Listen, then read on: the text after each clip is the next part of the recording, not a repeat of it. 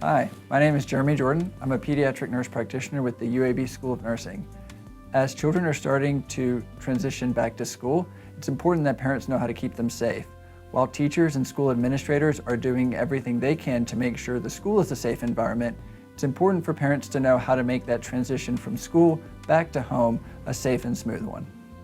When your child comes home from school, leave all bags at the door or a dedicated space for cleaning.